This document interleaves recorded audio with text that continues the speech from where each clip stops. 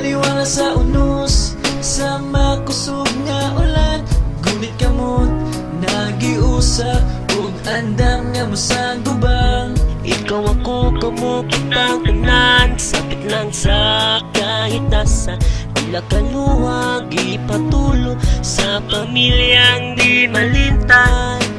Kagay anon, kitang tanan makipagbisog, taliwala sa kalamidad padayon sa pagtindog. Pamilyang gibuwis, pangandoy sa bahagi panwas, gunit kamot, dungan kita tanang pagtawas. Sino'y anang nga gianod, nga napuno sa lapok. Kagay anon nagtinabangay, nagkahiusan, nagkatipok. Anak ni nang sabil nakitaan nga naglutaw-lutaw. Ang bana na hikaplaga na panggrabe nakabugnaw.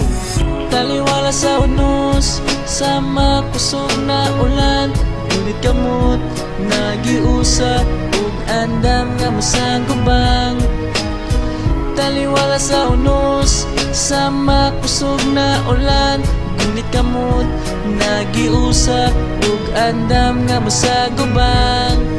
Sa Pasko, di na namuuban si Papa. Unsa ka kalipay kung wala tong hitabua. Ang balay nga gipatulo ag dugo ug singot sa usa ka idlab nawala og giano. Di malintan nga hitabo sa among kinabuhi, si mama na missing og wala na nakauli. Wala na'y sulubon og nagantos sa katugnaw, gutom na kaayo way makaon bisag lugaw. Asa naman miin taon ani mga tulog, o kinaunta bisag si Papa palahubog. Dawaton ang tanan og isang pit sa Ginoo, ang mga kalamidad dili na unta na maotro. Taliwala sa unos, sa makusog na ulan, gunit kamot, nagiusa, ug andam nga musang gubang.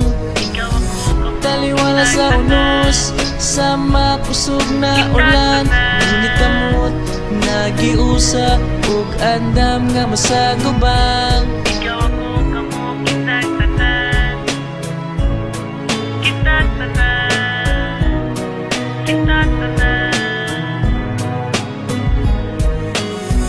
Taliwala sa unos, sa makusog nga ulan, gunit kamot, nagiusa, ug andam nga musang gubang.